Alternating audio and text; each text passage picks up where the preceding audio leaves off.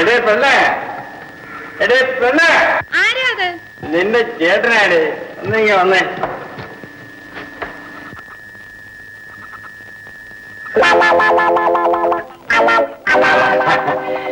ഇതേ എന്റെ ഒരു സ്നേഹിതനാണ്. ഡ്രൈവറെ, ആ 5 രൂപ തന്നെ എന്റെ വീട് തീർന്നു പോയി. ഞാൻ ഇപ്പൊ മേടിച്ചിട്ടുണ്ട്. ഉടനെ വരാം. ഇപ്പൊ വന്നേക്കാം. അകത്തേക്ക് വരാം.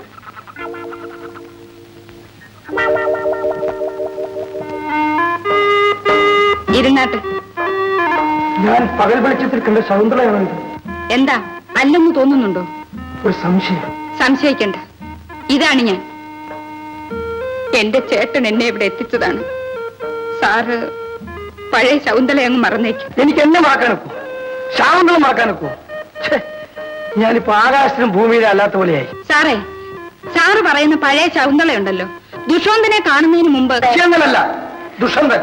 ആ, അങ്ങേരെ കാണുന്നതിന് മുമ്പ് നല്ലവളായിരുന്നു എന്ന് നിങ്ങൾ എങ്ങനെയാ പറയുക?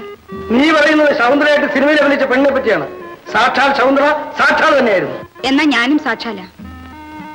ഇതൊന്നും ഞാൻ മനസ്സറിഞ്ഞുകൊണ്ട് ചെയ്യുന്നതല്ല, എന്റെ ചേട്ടൻ എന്നെ കൊണ്ട് ചെയ്യിക്കുന്നതാ. എന്നാലും എന്റെ ശകുന്തളെ, ഞാനൊന്ന് ചോദിക്കട്ടെ, പഴയ ദുഷ്യന്തൻ സാക്ഷാലായിരുന്നോ? എന്താ ഒന്നും മിണ്ടാത്തത്? അതിരിക്കട്ടെ, നിങ്ങൾ സാക്ഷാലാണോ?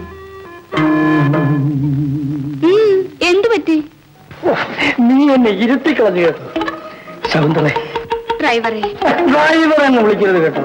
പിന്നെന്ത് വിളിക്കുന്നു? ആര്യപുത്ര. ആര്യപുത്ര? ആര്യപുത്ര അല്ല, ആര്യപുത്ര. ശകുന്തളെ,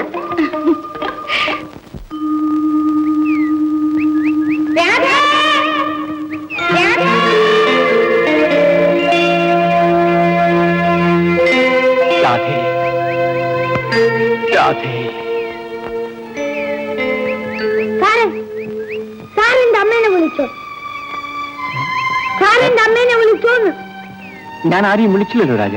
വിളിച്ചു രാധേ രാധേ ഞാൻ കേട്ടല്ലോ. ശരിയാണ് രാജ, ചിലപ്പോ ഞാൻ വിളിച്ചിരിക്കും. ഞാൻ അമ്മയെ വിളിച്ചോണ്ട് വരട്ടെ? രാജ ഇങ്ങോട്ട് വരൂ. ആ, രാജൻ ഇവിടെ ഇരിക്കൂ. രാജൻ എന്റെ കൂടെ ടിവിയിലേക്ക് വരുന്നു. അവിടെ ബിസ്ക്കറ്റ് ഉണ്ട്, പഴമുണ്ട്, മിഠായി ഉണ്ട്. ഓ, എല്ലാം വാങ്ങിച്ചു തരാം. വരും. ആ രാജ നിൽക്കൂ, ഞാൻ രാജന്റെ ഫോട്ടോ ഒന്ന് എടുക്കട്ടെ. ആരുടെ? അങ്ങനെ നിന്നോണം, അനങ്ങരുത്. ഞാനൊന്ന് ഫോക്കസ് ചെയ്തോട്ടെ. ആ ചിരിച്ചോ, അങ്ങനെ ചിരിച്ചോ, അങ്ങനെ നല്ലപോലെ ചിരിച്ചോ. രാജ, വരൂ, വീട്ടിലേക്ക് പോവാ. ഫോട്ടോ എടുക്കണ്ട, എന്നോട് വരാനാ പറഞ്ഞത്. നിന്നോട് വരാനാ പറഞ്ഞത്. ഫോട്ടോ വീട്ടിലേക്ക് വാ. ഫോട്ടോ അടക്ക വീട്ടിലേക്ക്.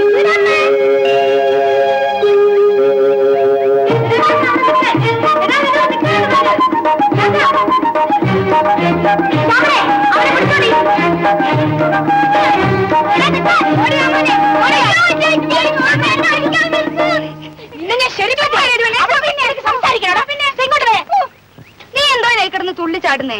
അവൻ കുഞ്ഞല്ലയോ? ഇല്ലയോ മോനെ? കൊച്ചു കുഞ്ഞ്. ഇവനെ ഞാൻ ഇനി വീട്ടിൽ കെട്ടിയിടാൻ പോവാ. ഇങ്ങനെയുണ്ടോ ഒരു വികൃതി? ആട്ടെ, നീ എന്തിനാ എന്നെ വിളിച്ചത്? ഇന്ന് ദിവസം എന്താണെന്ന് അറിയാമോ? ഇല്ല. എന്താ? എന്നെ പോലെ നിനക്ക് ഓർമ്മയില്ലല്ലോ. ഓ, നീ കാര്യം എന്താന്നങ്ങ് പറ. ഇന്ന് ഇവന്റെ പിറന്നാളല്ലേ? അയ്യോ, ആ കാര്യം ഞാനങ്ങ് മറന്നുപോയി കേട്ടോ. ഇന്നേക്ക് എന്റെ ചേച്ചി മരിച്ചിട്ട് 5 വർഷമായി. 5 വർഷമായിട്ടും ചേച്ചിയെ പറ്റി പറയുമ്പോ ഇപ്പോഴും നീ കരയുന്നല്ലോ. ശരി, നീ പോയിക്കോ, ഞാൻ പറയാം.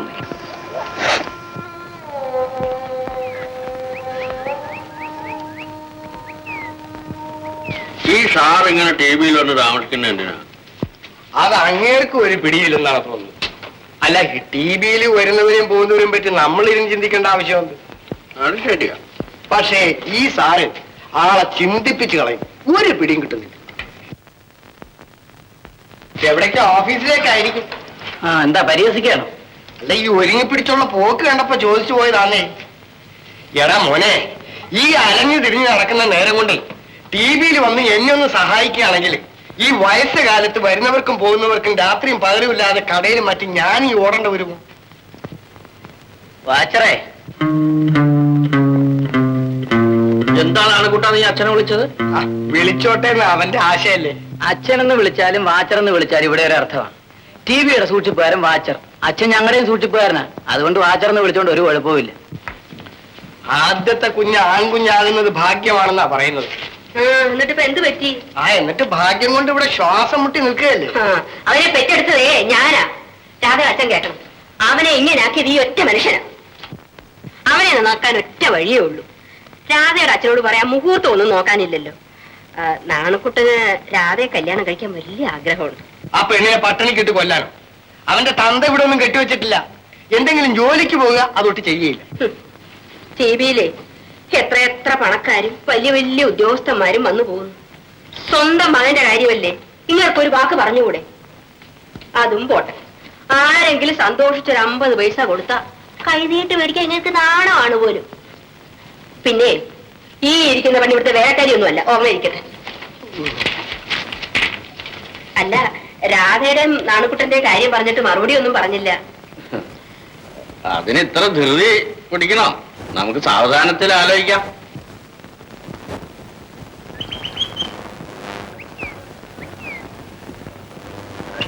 ഇതാണ് ടിവിയിൽ താമസിക്കുന്ന സാറ്. നമസ്കാരം. നമസ്കാരം. എന്റെ മോൾ അന്ന് കുറച്ച് അപമര്യാദയായി പെരുമാറിയെന്ന് കേശവൻ നായർ പറഞ്ഞറിഞ്ഞു. അതിന് ക്ഷമ ചോദിക്കാൻ ഞാൻ വന്നതാ. അവൾ അങ്ങനെയാ. സാരമില്ല. എന്നാ ഞാനിങ്ങോട്ട് ഇറങ്ങി. ശങ്കരൻ നായർ പോയട്ടെ. രാധയുടെ അച്ഛനാ. മനസ്സിലായി. ആ പെണ്ണിന് പണക്കാരെന്ന് കേട്ടാൽ പേടിയും ഭയവുമാണ്. അതെന്താ അങ്ങനെ? അതിന്റെ പിന്നിൽ വേദനിപ്പിക്കുന്ന ഒരു കഥയുണ്ട് സാർ. എന്താ അത്? അതുകൊണ്ടാണ് അവളുടെ സ്വഭാവം അങ്ങനെ ആയത്. ആഹാ, പറയൂ, കേൾക്കട്ടെ. ഒരു 4-5 കൊല്ലം മുമ്പ് ഈ ടിവിയിൽ ഒരു പണക്കാരൻ പയ്യൻ വന്ന് താമസിച്ചു. സോമൻ എന്നായിരുന്നു അദ്ദേഹത്തിന്റെ പേര്.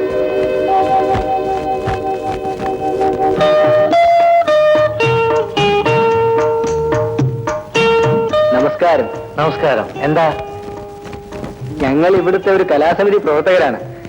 ഞങ്ങളുടെ സമിതിയുടെ 5ാം വാർഷികമാണ് നാളെ. ഇവിടെ അടുത്ത് വെച്ചാണ്. അതിന് എന്നോട് സംഭാവന ചോദിക്കാൻ വന്നതായിരിക്കും. ഓഹോ, അതെ.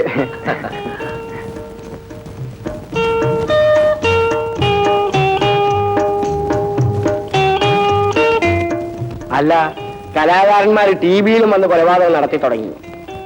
എടാ പത്മനാഭ, നിനക്ക് ഇവരുടെ കൂടെ നടന്നിട്ട് എന്ത് കലയാടാ ഉള്ളത്? പത്മനാഭൻ ഞങ്ങളുടെ ഒരു സജീവ പ്രവർത്തകനാണ്. എന്റെ കാഴ്ചപ്പാടിൽ ഇവൻ ഒരു നിർജീവ വസ്തുവാണ്.